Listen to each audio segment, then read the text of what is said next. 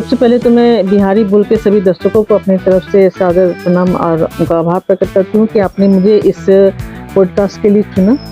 और मैं ये बताना चाहती हूँ कि आपने ये कहा कि शुरुआत कैसे किया। मैं कहना चाहूँगी कि मेरा जो ये राजनीतिक जीवन है वो एक तरह से एक्सीडेंटल है। मेरे पति एमएलसी थे और 2009 में वो एमएलसी का चुनाव लड़ रहे थे। अब मुझे जानना है कि नालंदा क्षेत्र के लिए आपकी सबसे ज़्यादा प्राथमिकता क्या है? अगर नालंदा की बात करूँ तो हमारे माननीय नीतीश कुमार जी नालंदा से ही हैं और उनका जो घर है वो कल्याण जगह हरनौत में ही है और उन्होंने नालंदा के लिए जितना कुछ किया। अब आते हैं, हमारे पॉडकास्ट का एक छोटा सा सेगमेंट होता है रैपिड फायर। इसमें हम आपसे कुछ सवाल पूछेंगे और आपके दिमाग में सबसे पहला जवाब जो है आपको वो हमें बताना है। ओके।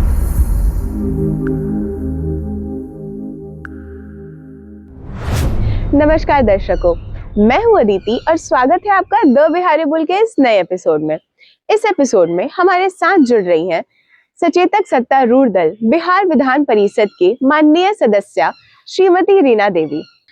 मैम, बहुत ज़्यादा स्वागत है आपका हमारे शो में। सबसे पहला सवाल हमारे दर्शकों की तरफ से ये है कि आपने अपनी इस यात्रा को स्टार्ट कैसे किया?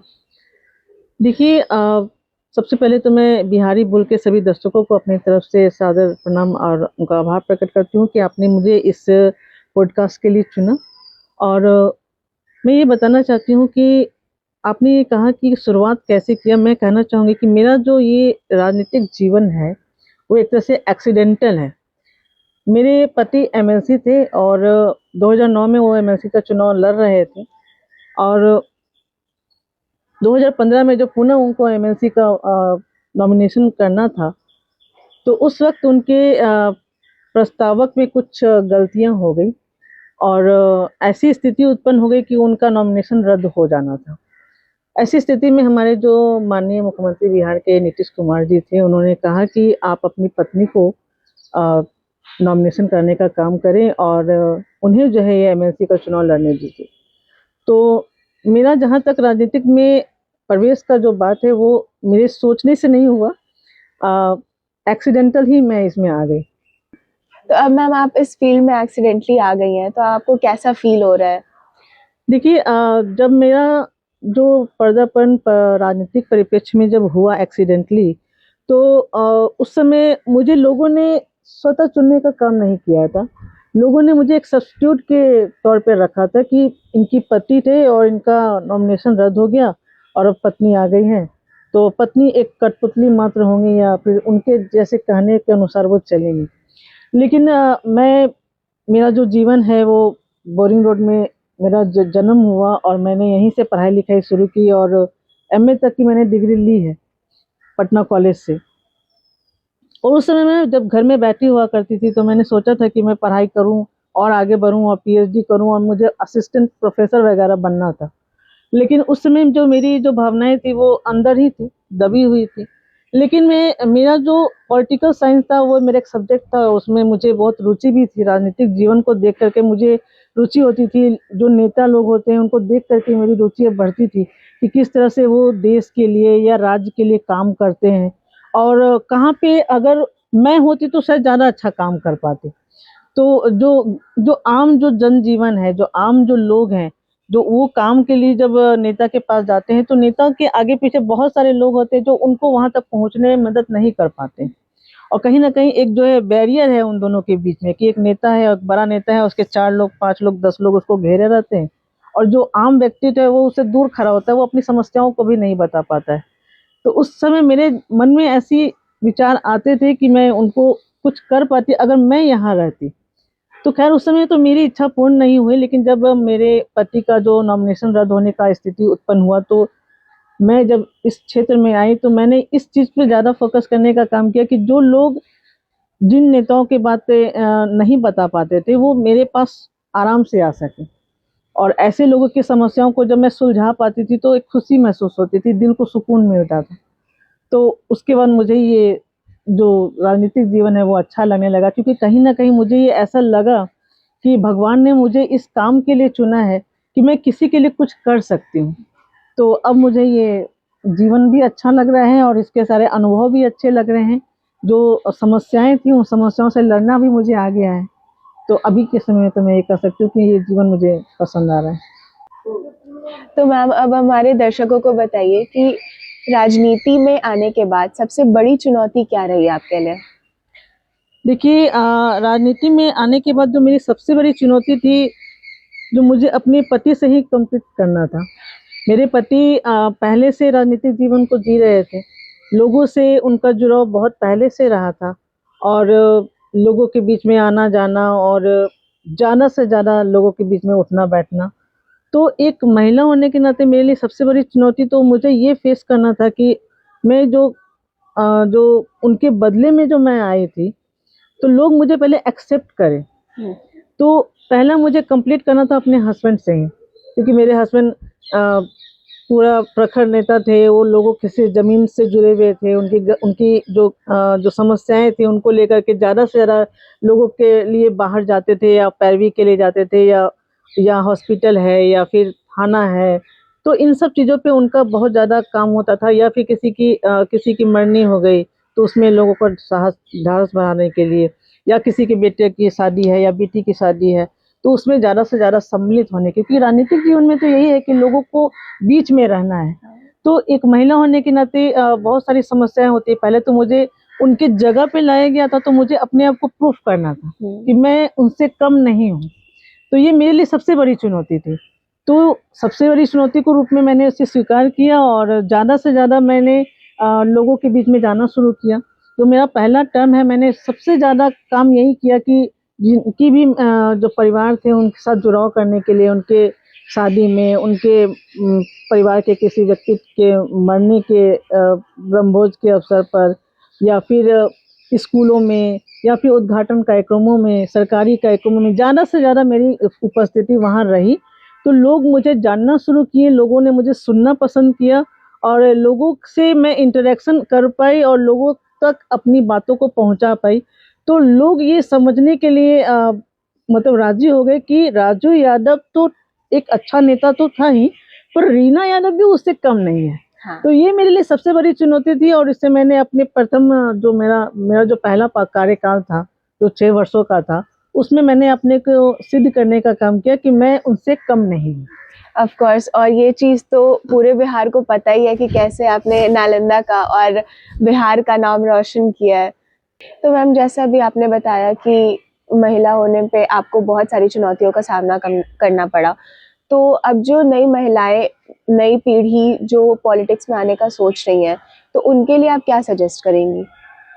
देखिए, मेरा राजनीतिक जीवन तो एक्सीडेंटल हुआ शुरू, लेकिन अभी के समय में मैं ये जो दौर चल रहा है, इस दौर में मैं देखती हूँ कि अब ज़्यादा से ज़्यादा जो नए जो चेहरे हैं, युवा चेहरे हैं, और इस बार भी विधानसभा चुनाव में आपने देखा होगा कि किस तरह से नए चेहरे ज़्यादा आए हैं। तो और महिलाएं भी खास करके उभर करके आ रही हैं और अनेक पार्टियां जो हैं उनको अप्रोच कर रही हैं, उनको टिकटें दे रही हैं और वो भी जो है चुनाव में जीत करके आ रही हैं। एक उनकी भी जो आधारशिला जो माननीय मुख्यमंत्री जी के द्वारा जो है इसमें महिलाओं को आगे बढ़ाने की जो उनकी सोच थी, उसको हम लोगों ने देखा है कि ये फलीभूत होता नजर आ रहा है। 2025 के चुनाव में भी आपने देखा कि किस तरह से नए नए युवा चेहरे आ रहे हैं, नई नई महिलाएं जो है जो कोई मुखिया के लिए आ रही हैं, या फिर मुखिया पद से वो फिर विधानसभा का चुनाव लड़ रही थी। और बहुत सारे नए नाम हैं, ऋतु जायसवाल हैं, फिर आसमा प्रवीण है। इस तरह के बहुत सारे चेहरे हैं जो निर्दलीय खड़े होकर के भी चुनाव लड़ रही थी। ये पहले नहीं हो पाता था, पर आज के परिदृश्य में देखा जाए तो ये संभव हो पा रहा है, क्योंकि इस समाज ने महिलाओं को और नए जो युवा चेहरे हैं उनको एक्सेप्ट करना शुरू किया है। जो पहले का जो समय था जिसमें हम लोग देखते थे, जो राजनीतिक जीवन के बारे में जो लोगों की सोच थी, जो नेता के लिए जो सोच था, वो बहुत ही खराब था। लोग डॉक्टर बनना चाहते थे, इंजीनियर बनना चाहते थे, लेकिन कोई नेता नहीं बनना चाहता था। लेकिन आज के सोच में हम लोग देख रहे हैं कि परिवर्तन हुआ है। लोग अब चाहते हैं कि हमारा भी उसमें कुछ योगदान हो और मैं भी समाज के लिए कुछ कर सकूं। और या फिर उनके सोच में ये आ रहा है कि अभी हमें आना पड़ेगा इस राजनीतिक जीवन में, क्योंकि ये लोग अच्छे नहीं है और इन लोगों को हटाना है और समाज में कुछ नया लाना है, तो हमें यहाँ आने की आवश्यकता है और हमें यहाँ आना चाहिए। दूसरी तरफ मैं ये देख पा रही हूँ कि जिस तरह से महिलाओं का सामाजिक जीवन में परिवेश हुआ है, आज जो पुरुष हैं वो भी चाहते हैं कि ज़्यादा से ज़्यादा हम अपनी महिलाओं को अगर राजनीतिक जीवन में भेजने का काम करें तो वो ज़्यादा अच्छा कर सकती हैं। मुझे याद आता है कि गांधी जी का कहना था कि अगर महिलाएं और जो नए चेहरे हैं, युवा चेहरे हैं, वो अगर राजनीतिक जीवन में नहीं आएंगे तो वैसे ही लोग जो है जो जिनको कुछ भी नहीं आता है वो हमेशा आपके ऊपर शासन करते रहेंगे। तो हमें जरूरत है ऐसे लोगों की जो ज्यादा जागरूक हो, ज्यादा समझने वाले लोग हों, जो ज्यादा विकास की बातें करते हों या विकास को समझते हों। ऐसे नहीं जो सिर्फ शासन के लिए और सिर्फ सत्ता के लिए और सिर्फ कुर्सी के लिए राजनीतिक जीवन से चिपके रहे, ऐसे लोगों की आवश्यकता नहीं है। तो नए चेहरे, नई सोच, नई उमंग, नई तरंग की आवश्यकता है। और इसमें जो नए चेहरे हैं, जो जिसमें युवा चेहरे हैं या महिलाओं के जो नए चेहरे हैं, वो बहुत ज्यादा जो है राजनीतिक जीवन में प्रवेश कर रहे हैं। निश्चित रूप से अभी स्थितियां उतनी ज्यादा नहीं है कि ज्यादा से ज्यादा वो लोग उपस्थित हुए हैं, लेकिन हाँ एक शुरुआत हो चुकी है। तो मैम आप बताइए कि महिलाओं को आगे बढ़ाने के लिए सरकार और समाज को क्या करना चाहिए? देखिए, अभी जो माननीय नीतीश कुमार जी की जो सरकार है, उन्होंने महिलाओं को आगे बढ़ाने के लिए बहुत सारे काम किए। अगर मैं शुरुआत करूं तो पंचायतों में उन्होंने 50% का आरक्षण दिया, जिसमें महिलाएं मुखिया बन करके, जिला परिषद की सदस्य बन करके, वार्ड सदस्य के रूप में, आपको पंचायत समिति के रूप में, प्रमुख और उप प्रमुख के रूप में, नगर अध्यक्ष या अध्यक्षा बन करके, उपाध्यक्ष बन करके, यहाँ तक कि नगर निगम में भी आपने देखा होगा कि मेयर और उप मेयर के रूप में भी महिलाओं को आरक्षण देकर के उन्होंने आगे बढ़ाने का काम किया। और समाज में उनकी भूमिका और ज़्यादा बढ़े, इसके लिए उन्होंने महिलाओं के छात्र, उनके जो पढ़ाई लिखाई है उसके ऊपर बहुत फोकस करने का काम किया। पहले 2010 में जहाँ तक मेरी जानकारी है, बहुत कम लड़कियां स्कूल जाती थी पढ़ने के लिए। तो बच्चियां स्कूल में पढ़ने के लिए जाए, इसके लिए उन्होंने विद्यालय में छात्रवृत्ति, पोशाक राशि, साइकिल की राशि, नैपकिन की राशि आदि इस तरह के योजनाओं के तहत उनको पढ़ाने के लिए, उनको और आगे बढ़ाने के लिए ऐसी योजनाएं लाने का काम किया, जिसकी वजह से जो बच्चियां थी वो स्कूल में ज़्यादा से ज़्यादा पढ़ने लगने लगी। और उसके बाद उन बच्चियां जो पढ़े और उसके लिए कहीं कोई कमी नहीं रहे, पैसे की आवश्यकता कि कोई जो उनके परिवार के लोगों को दिक्कत नहीं हो, इसके लिए उन्होंने कन्या उत्थान योजना लाने का काम किया। उन्होंने देखा मैट्रिक में तो बच्चियां पढ़ लेती हैं, लेकिन मैट्रिक के बाद उनकी पढ़ाई पूरी नहीं हो पाती, तो उन्होंने एक कन्या उत्थान योजना लाने का काम किया, जिसमें महिलाओं के जन्म से लेकर के उनके ग्रेजुएशन तक के पीरियड में उन्होंने 50,000 तक की राशि देने का काम किया। जिसमें बच्चियां अगर पैदा होती हैं तो उनके माता पिता के खाते में 1,000, अब आधार से पंजीयन कर लेते हैं तो उनके खाते में 2,000, उसके बाद उनके पढ़ने के लिए छात्रवृत्ति, पोशाक राशि, साइकिल राशि, नैपकिन राशि आदि जैसी योजनाएं। फिर वो अगर मैट्रिक कर लेती है तो उनको 10,000 तक की राशि, अगर वो इंटर पास कर लेती है तो 25,000 तक की राशि, अगर वो ग्रेजुएशन पास कर लेती हैं तो उनको 50,000 तक की राशि। और इसमें उन्होंने एक काम और करने का काम किया कि अगर इंटर में पढ़ाई कर रही हैं और उनकी शादी नहीं हो, बाल विवाह को रोकने के लिए भी उन्होंने बहुत सारे कदम उठाए, क्योंकि उन्होंने देखा था कि बाल विवाह से बच्चियों की शादी बहुत जल्दी हो जाया करती थी, बच्चियां कम उम्र में माँ बन जाया करती थी, और माँ बनने के दौरान कभी कभी उनकी जो है उनकी मृत्यु भी हो जाया करती थी। तो इसको रोकने के लिए भी उन्होंने कन्या उत्थान जैसी योजनाओं को लाने का काम किया। अब जब बच्चियां पढ़ लिख करके आगे बढ़ेंगी तो नौकरियां भी तो होनी चाहिए, तो उन्होंने 35% का आरक्षण सरकारी नौकरियों में देने का काम किया। उसमें देखिए कि बहुत सारी हमारी बेटियां आज के परिप्रेक्ष्य में हम लोग देखते हैं कि बीडीओ बन करके, सीओ बन करके, कोई आईएएस आईपीएस बन करके आज अपनी अहम भूमिका निभा रही है। और मैं ये कहना चाहूँगी और बिहारी बुल के माध्यम से लोगों को भी इसकी बात की जानकारी होगी कि आज हमारे पुलिस की बहालियों में हमारी जो बिहार है उसमें 29% है लड़कियों की भूमिका। तो हमारी जो बेटियां हैं वो दरोगा बन करके, इंस्पेक्टर बन करके, कल तक जो अबला कहलाती थी वह सबला बन करके आज हमारी सुरक्षा में अपने कारतूस लेकर के, असलहे लेकर के, राइफल, एहसास जैसे शस्त्रों से सुसज्जित होकर के हमारी रक्षा के लिए आगे बढ़ने का काम कर रही है। तो हमारी बेटियों की जो भूमिका है वो पहले से बहुत ज़्यादा बढ़ने का काम हुआ है। आप देख सकते हैं कि उन्होंने 50% का आरक्षण महिलाओं को शिक्षिकाओं में देने का काम किया। तो आज प्रखंडों में, जिलों में हमारी बेटियां शिक्षिका बन करके बच्चों को पढ़ाने का काम कर रही हैं। तो मैं तो ये कहती हूँ, लोगों से भी कहती हूँ, अपने भाषणों में भी मैं ये कहती हूँ हमेशा कि हमारे माता पिता ने हमारा नाम सरस्वती रखा, हमारा नाम लक्ष्मी रखा, हमारा नाम दुर्गा रखा, पर सरस्वती जैसे विद्या देने का काम, शिक्षिका बनाने का काम हमारे माननीय नीतीश कुमार जी ने किया। हाँ। लक्ष्मी के रूप में हम लोगों को बीडीओ और सीओ बना करके उन्होंने नाम देने का काम किया।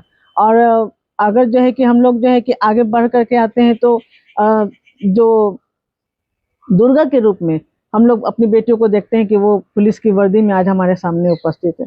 तो मैं समझती हूँ कि बहुत सारे काम हमारे माननीय मुख्यमंत्री जी ने महिलाओं को आगे बढ़ाने के लिए किया है, और इसका अनुसरण जो है वो दूसरी पार्टियां भी अब कर रही हैं।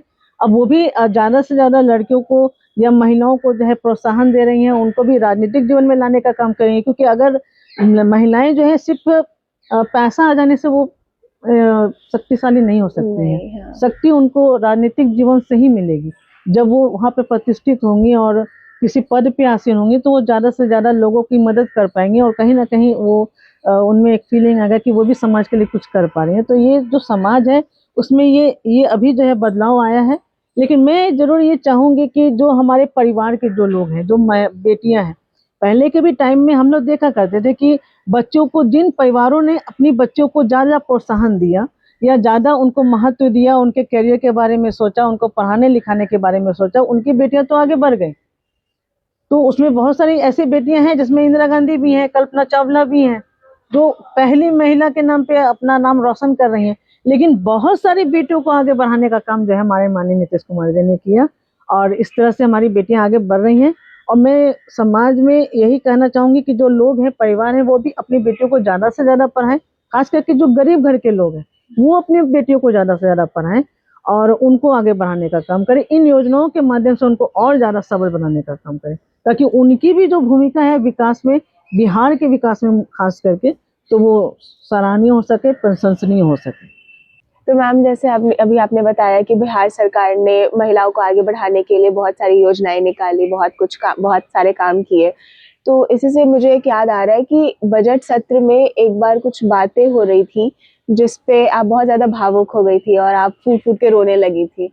तो उसके बारे में बताइए कि क्या हुआ था वहां पे। एक्चुअली फूट फूट के रोने वाली बात नहीं थी। बजट सत्र का समय था और सत्र के दौरान हम लोग बजट पे अपने बातों को रखते हैं भाषण के स्वरूप में, और उसमें मुझे महिलाओं के बारे में, जो सरकार के जो कार्य थे उनके बारे में चर्चा करनी थी, और उसी के विषय में बातें कर रही थी। और उस दौरान मैंने एक कविता कही थी, मुझे कविता की पंक्ति तभी याद नहीं है, लेकिन मैंने उसमें उस जो पंक्ति का जो सारांश था, उसमें महिलाओं को भावुक और अबला और इस तरह की बातों की चर्चा उसमें हो रही थी, और उनको उड़ने के लिए बातें कही जा रही थी। तो मैंने उस कविता के संदर्भ में ही अपनी बातों को रखने का काम किया था कि हमारी बेटियां जो है अब अबला नहीं रह गई हैं, अब वो पुलिस में बहाल हो रही हैं, तो वो सबला बन करके हमारी ये कर रही हैं, हमें प्रोटेक्ट कर रही हैं। तो हमारी बच्चियां पढ़ रही हैं, बीडीओ बन रही हैं, सीओ बन रही हैं, डीएम बन रही हैं। तो उन बातों की मैं चर्चा कर रही थी जो सरकार के संदर्भ में थी और सरकार के लिए थी। लेकिन उसी दौरान जो है बजट सत्र के दौरान ही हमारे एक माननीय सदस्य जो प्रतिपक्ष के नेता थे, और उन्होंने एक बात कही, एक टिप्पणी की उन्होंने, और उन्होंने कहा कि ज़्यादा चापलूसी करने से कुछ नहीं होगा। और मुझे ये बात उनकी बहुत ही बुरी लगी, और मैं थोड़ी सी भावुक हो गई। मेरे आंखों से थोड़े से अश्रुधार बस बह गए, मैं कह सकती हूँ। लेकिन मैं उनको ये बताने का मैंने काम किया कि जब मैं छोटी थी, मेरा जन्म बोरिंग रोड जैसे इलाके में हुआ था, लेकिन मैं चूंकि यादव कम्युनिटी से आती हूँ, और यादव कम्युनिटी में लोग जो है जो अपनी बेटियों को बहुत ज़्यादा पढ़ाने लिखाने में विश्वास नहीं करते हैं, ज़्यादा से ज़्यादा मैट्रिक तक पढ़ाते हैं, ठीक है। और मैट्रिक पढ़ने के दौरान मेरी पढ़ाई लिखाई छुड़वा दी गई थी, क्योंकि उस समय का जो माहौल था बिहार का, और बिहार में लड़कियों को अपनी स्वेच्छा से कहीं भी जा कर के खुले में जा कर के पढ़ने लिखने की छूट नहीं थी, आज़ादी नहीं थी। मेरे घर में भी उसी तरह का वातावरण था, बेटियों को बहुत ज़्यादा घर में रखा जाता था। मैट्रिक की पढ़ाई तक मुझे पढ़ा दिया गया, लेकिन उसके बाद मेरी पढ़ाई रुकवा दी गई। और मैं 5 साल तक पढ़ाई नहीं कर सकी, ठीक है। और जब मैंने अपने माता पिता से बात किया और उनसे कहा कि मुझे पढ़ने की इच्छा है, तो उन्होंने मुझसे कहा कि मैं ज़्यादा दूर तुमको नहीं जाने दे सकता हूँ। जेडी वुमेन्स कॉलेज था, लेकिन वो तो मेरे घर से दूर था। लेकिन उस समय का जो सामाजिक जो ढांचा था, जो परिवेश था, उसमें लड़कियों को अकेले चलने में, लड़कों की फप्तियाँ सुनना, ताने सुनना, गंदी अभद्र भाषाओं को सुनना एक नॉर्मल था। तो जिसमें हमारे परिवार के लोग सोचते थे कि बेटियां अकेले जाएंगी तो कहीं उनके साथ कुछ हो नहीं जाएगा। उस समय के माहौल में शिल्पी हत्याकांड भी बहुत ज़्यादा कुछ हुआ था। तो मेरी जो भावनाएं थी वो मेरे जीवन से प्रेषित थी। और जब मैं आज के परिप्रेक्ष्य में देखती हूँ कि आज हमारी बेटियां बहुत अच्छे से स्कूल जा रही हैं, पढ़ रही हैं। बहुत सारी महिलाएं हैं जो सरकारी जॉब तो कर रही हैं, लेकिन बहुत सारी महिलाएं हैं जो दुकानों में भी काम कर रही हैं, छोटे प्राइवेट में भी जाके काम कर रही हैं, और वो खुश हैं क्योंकि कहीं ना कहीं वो अपने परिवार को बचाने के लिए या परिवार को बढ़ाने के लिए अपना सहयोग कर रही हैं और अपनी भूमिका भी प्रदान कर रही हैं। और जब मैं उन महिलाओं से मिलती हूँ, मान ले मैं अगर किसी कॉस्मेटिक्स के दुकान में ही जाती हूँ और मैं देखती हूँ कि वहाँ बहुत सारी महिलाएं जो है कॉस्मेटिक्स के सामानों को जो है, उत्पादों को जो है बेचने का प्रयास करती है, तो मैं जब उनसे पूछती हूँ कि भाई आज तुम्हें कैसा लगता है, तो वो बोलती है आज हमें अच्छा लगता है। आज हम अपना काम करके 11 बजे भी रात में अपने घर में स्वेच्छा से चले जाते हैं, सुरक्षा की कोई संबंधी कोई प्रॉब्लम नहीं होती है, और हम लोग घर जाते हैं और आराम से परिवार के साथ समय व्यतीत करते हैं। तो आज का समय और उस समय का समय मुझे लगता था कि वो जो समय था, उस समय अगर हम लोग को इतनी छूट मिली होती तो शायद मैं और ज्यादा अच्छा कर पाती। लेकिन हमारे पे बंदिशें नहीं होती, हमारे परिवार हम लोग पे बंदिशें करते थे क्योंकि उन्हें पता था कि समाज में ये समस्याएं हैं और उन समस्याओं से बचाने के लिए वो हमारे ऊपर बंदिशें लगाते थे। लेकिन जो बिहार की जो सरकार थी, उन्होंने इतना सुरक्षा और इतना जो यहाँ का जो शासन व्यवस्था जो इन्होंने कायम किया, तो उसमें मुझे उनके प्रति एक आभार है, अपने माननीय मुख्यमंत्री जी के प्रति आभार है। जब मैं ये कहती हूँ तो मैं इसलिए नहीं कहती हूँ कि मैं एक जनप्रतिनिधि हूँ और मैं उनकी पार्टी की नेत्री हूँ और मुझे इसके लिए कहना है, नहीं, मैं इसके लिए नहीं कहती हूँ। मैं इस बात को अपने अंतर्मन मन से स्वीकार करती हूँ कि आज के परिवेश में और पहले के परिवेश में बहुत जमीन आसमान का अंतर है। आज महिलाएं सुरक्षित हैं, अपनी भावनाओं को सही से प्रदर्शित करती हैं, अपनी बातों को खुल करके रखती हैं, खुश होती हैं।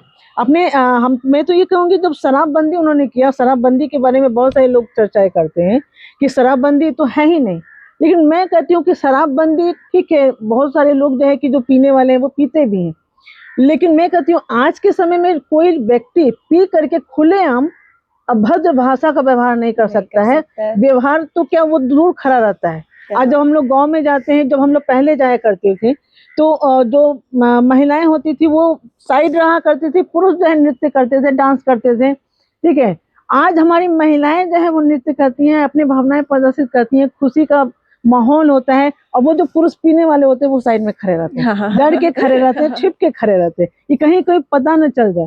तो ये माहौल तो हम लोगों ने दिया है ना।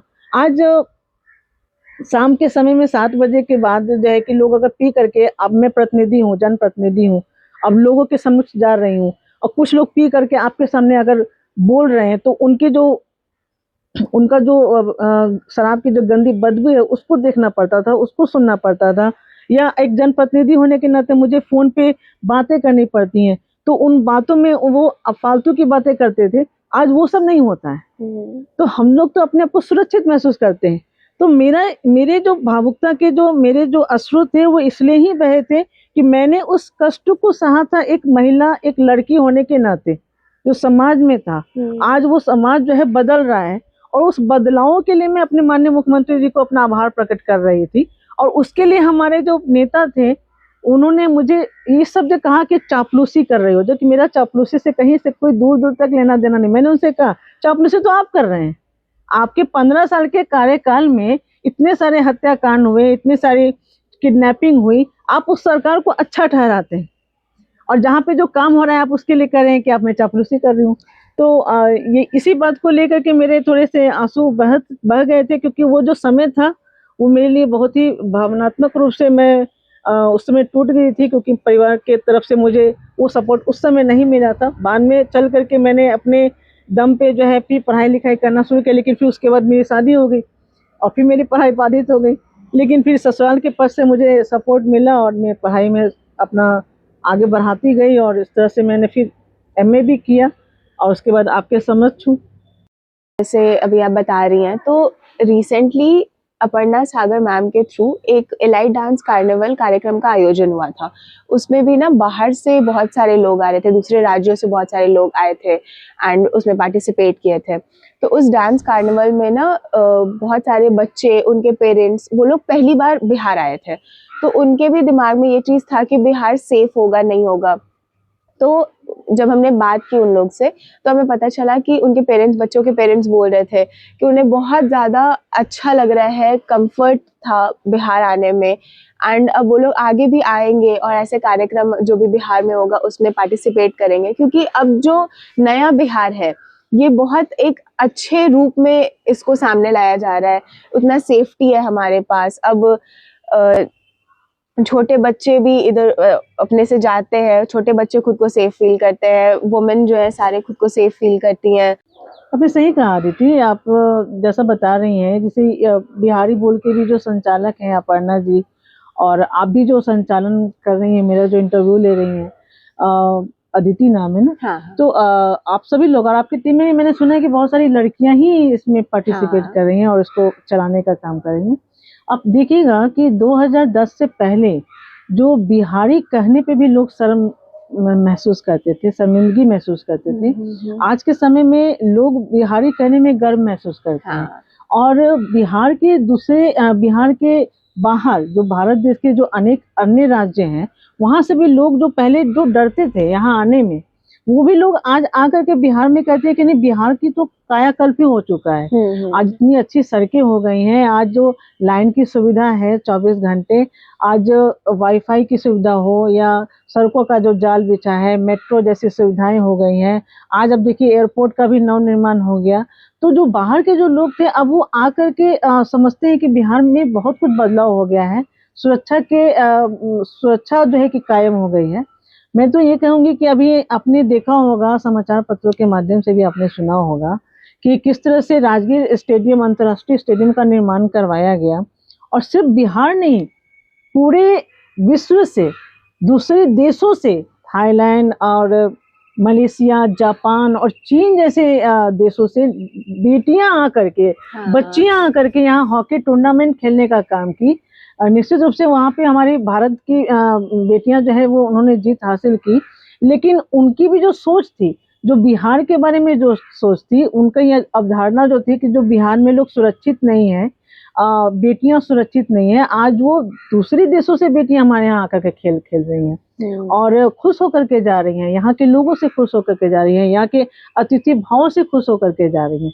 तो मैं समझती हूँ ये जो कायाकल्प हुआ है वो माननीय नीतीश कुमार जी की ही देन है, जिसमें आज हमारी महिलाएं सुरक्षित हैं, बेटियां सुरक्षित हैं, और हर फील्ड में, चाहे वो पढ़ाई लिखाई का फील्ड हो या खेल का फील्ड हो या नृत्य का फील्ड हो या उनके कोई अच्छे टैलेंट हंट जैसे शो के आपने बताया कि किस तरह से टैलेंट हंट शो का आयोजन किया गया और अन्य राज्यों से एलाइट कार्निवल का आयोजन किया गया और उसमें अन्य राज्यों की लड़कियां जो है यहाँ आकर के पार्टिसिपेट की और उनके जो परिवार के लोग थे वो बहुत खुश नजर आ रहे थे कि हमने बिहार के बारे में ऐसा नहीं सोचा था, लेकिन बिहार तो बहुत ही बदल गया है, बिहार तो बहुत ही सुरक्षित है और हमारी बेटियां भी यहाँ सुरक्षित हैं और वो भी आज आकर के यहाँ पढ़ाई कर रही हैं या खेल कूद कर रही हैं या कार्निवल जैसे प्रोग्राम में अपना पार्टिसिपेशन कर रही हैं। तो मैं समझती हूँ कि ये बदला हुआ बिहार है और आज के परिप्रेक्ष्य में जो लड़कियां हैं वो बहुत ज़्यादा यहाँ पे सुरक्षित हैं और हर फील्ड में वो आगे बढ़ने का काम कर रही हैं। तो मैम अब मुझे जानना है कि नालंदा क्षेत्र के लिए आपकी सबसे ज़्यादा प्राथमिकता क्या है? देखिए, नालंदा में तो बिहार के अगर नालंदा की बात करूँ तो हमारे माननीय नीतीश कुमार जी नालंदा से ही हैं और उनका जो घर है वो कल्याण बिगा हरनौत में ही है और उन्होंने नालंदा के लिए जितना कुछ किया, मैं समझती हूँ कि बाकी जितने भी जिले हैं उनसे ज़्यादा जो है कार्य जो है नालंदा में ही हुआ है।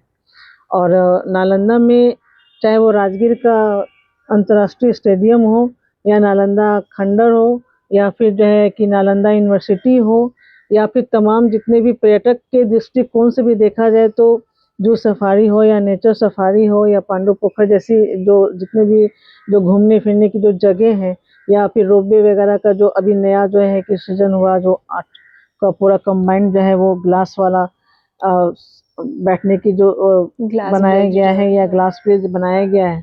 तो मैं समझती हूँ सभी तरीकों से नालंदा में बहुत काम किए गए हैं। मेरा जो एक सोच है एक जनप्रतिनिधि के नाते, मैं समझती हूँ कि जो काम नीतीश कुमार जी ने किए हैं और जो योजनाएं नीतीश कुमार जी ने दी हैं, उन सभी योजनाओं को सभी लाभुकों के पास जो है वितरण होना चाहिए। उनके योजनाओं के बारे में उनकी जानकारी होनी चाहिए। और जो बीच में जो ऐसे लोग हैं जो इन योजनाओं के बारे में उनको जानकारी नहीं दे पाते हैं या फिर इन योजनाओं का लाभ उन्हें नहीं दे पाते हैं, ऐसे लोगों को उनको बीच से हटवाने की जो मेरी पहल है वो होनी चाहिए। और जो काम माननीय नीतीश कुमार जी ने महिलाओं के लिए किया है, जो आरक्षण से संबंधित जो भी महिलाएं जो है आगे बढ़ कर के आई हैं, उन महिलाओं में और ज़्यादा आत्मविश्वास बढ़ना चाहिए, उत्साहवर्धन होना चाहिए। और साथ ही साथ उनको इस जिम्मेदारी का भी एहसास होना चाहिए कि जो काम माननीय नीतीश कुमार जी के द्वारा किया गया है, जो जिम्मेदारी उनको दी गई है, उस जिम्मेदारी को वो ज़्यादा जो है अपने आत्मसात करके आगे बढ़ने का काम करें, ताकि समाज में भी ये लगे कि भाई नहीं, महिलाएं भी कुछ कर रही हैं। और बाकी जो जनप्रतिनिधि के नाते जो मेरी भूमिका होती है, जो कार्यों करने की, वो कार्य तो हम लोग कर ही रहे हैं। लेकिन मेरी पहल बस इतनी है कि जो महिलाएं हैं वो ज़्यादा से ज़्यादा इन योजनाओं का लाभ ले सके।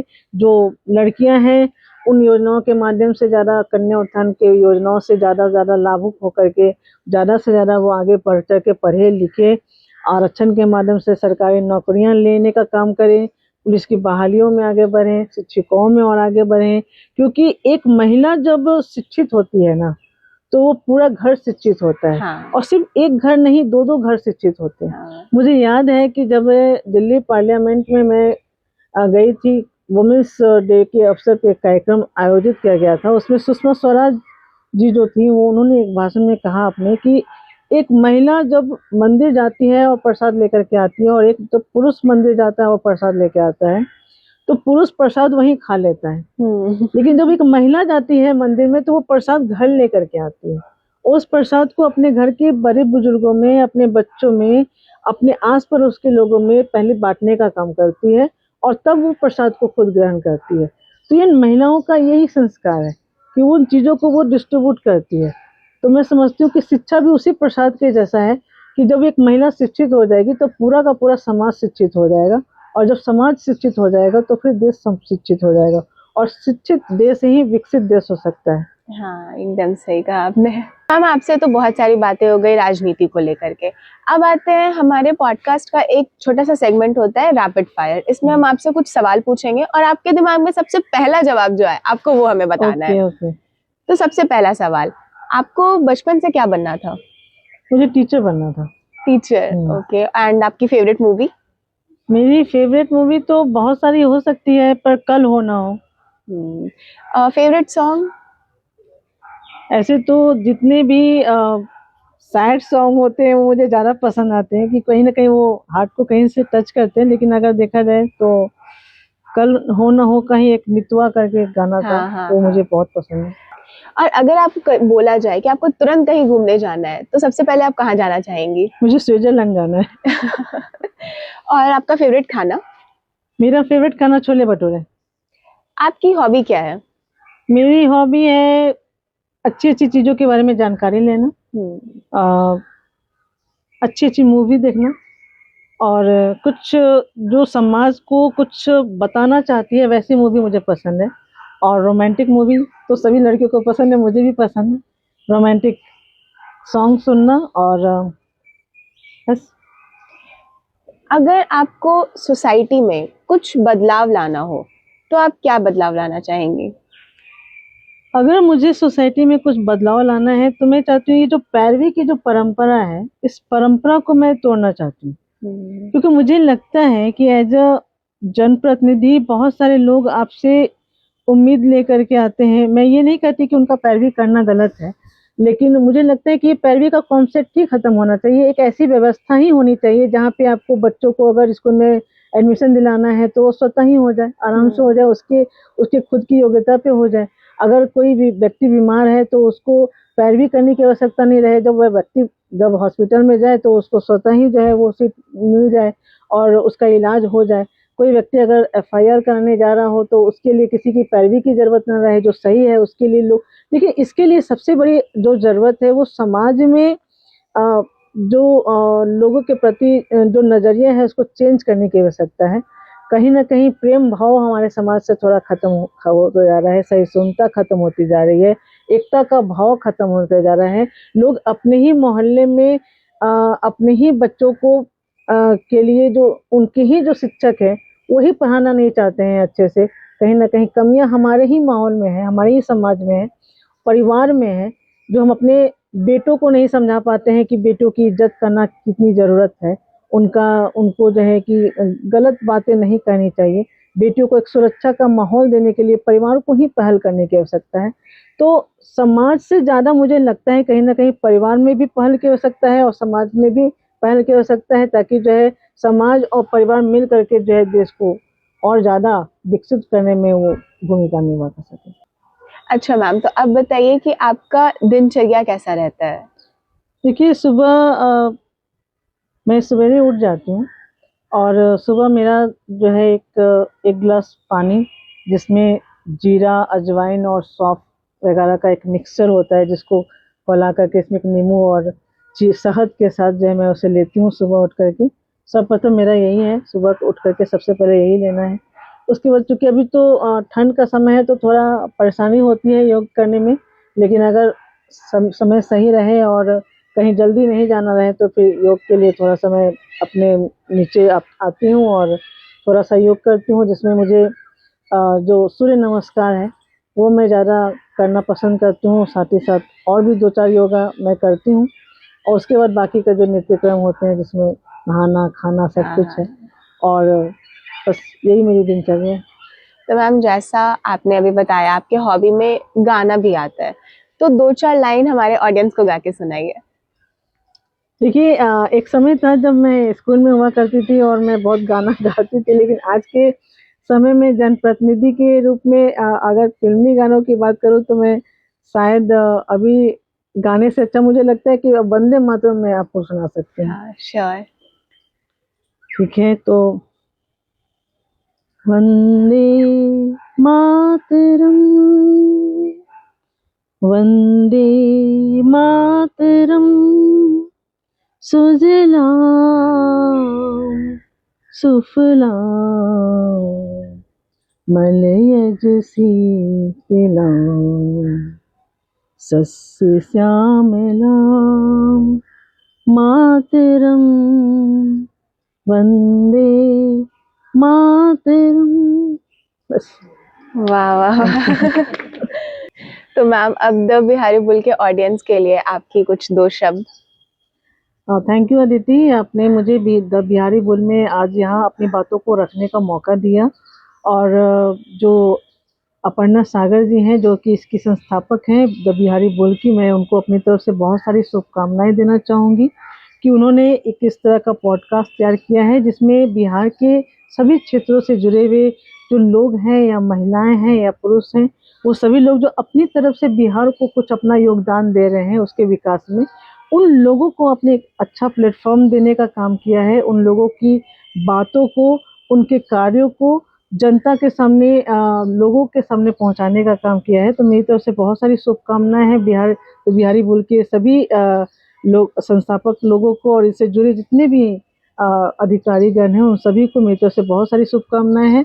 और इसी तरह से तो बिहारी बुल जो है हमारे सारे ऑडियंस को, उनके मनोभावों को फुल करती रहे और आगे बढ़ती रहे। आपको बहुत बहुत धन्यवाद। Thank you so much ma'am.